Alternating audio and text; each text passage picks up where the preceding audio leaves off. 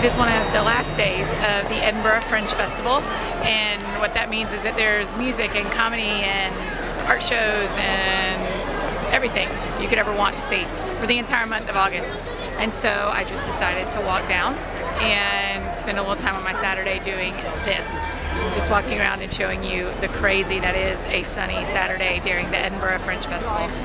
The population of Edinburgh doubles in this month, and you can mainly feel it on the Royal Mile. You can't really feel it I can't really feel it in the grocery store, but on the Royal Mile you can definitely tell.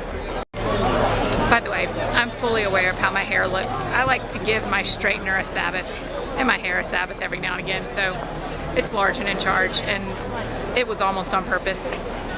Almost meant to look like this. So now I'll be your tour guide, and I'll show you my favorite parts of the Royal Mile and the Edinburgh Fringe Festival. As you can tell, the crowds are massive. What you can't see is that part of the holdup are the people passing out flyers begging you to go to their shows. In fact, a lot of people perform right there to try to get you to go to their show later. This morning I walked, it was no joke, my nose had gone astray. This happens all the time, where someone will stop in the middle of the Royal Mile and start performing, and a circle of people gather around, and then they want money afterwards because they've done a fine performance, I'm sure.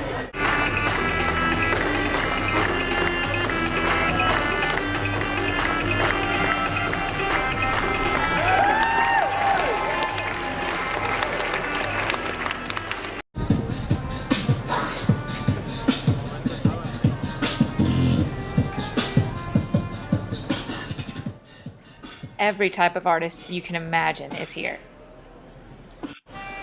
The little trumpet player, a flamenco dancer, painters, people doing caricatures, even scalpers, though I'm not sure that's an art form. And there are women dressed like silver statues and white statues, and guys dressed like Braveheart statues. And then there are things that I just don't understand. When you've just done your hair with the lights and you have to go to work. Oh, okay, no problem. The last performance tonight, yeah. Trying to dance. But I love the acts where men juggle fire and make little boys want to climb into trees.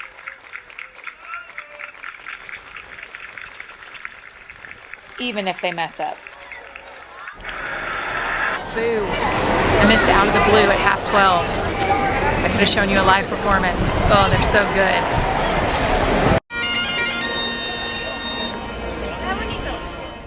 And here's the real Scottish stuff. The bagpipes, the drums, the strange men dancing in leopard unitards,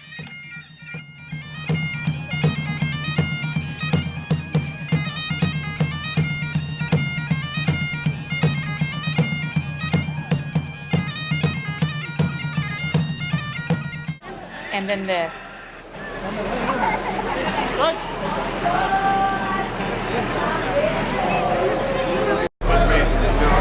It's a joy to watch the man behind me sharing the gospel with these students. It almost has me in tears, knowing that he is partnering with us in spreading the gospel. Behind me you see a big purple upside down cow, which is actually a venue that you can go hear comedy in. I've not been inside, but I've walked around it a lot. It is also Bristow Square. This is the center of University of Edinburgh. So today it houses a huge upside down cow. In less than 2 weeks, it'll be full of University of Edinburgh students who are here for the first time, freshers as they're called here. And I believe, and we believe at Crossroads Church, that God is going to do something mighty in some of those students' lives. And so it's cool to be here and know that in just a few weeks we'll be walking these same places, asking God to save the lost and bring students to himself. The gift of this time in Edinburgh is not lost on me. I am fully aware of how unbelievable it is that I get to live here. I mean, it was 11 years ago that I walked these same streets and knew that God was starting something in my heart. And I don't know if we're still in the beginning of the story, or if this is the middle, or if this is the end, but I know that this is a part of that same story he started writing years and years ago. And to get to take some of my time on a Saturday and walk the streets and just show you everything has reminded me again that God tells way bigger stories than we do, and that what I would have written for myself is far inferior to what has been written for me, and I'm just lucky to get to live it. So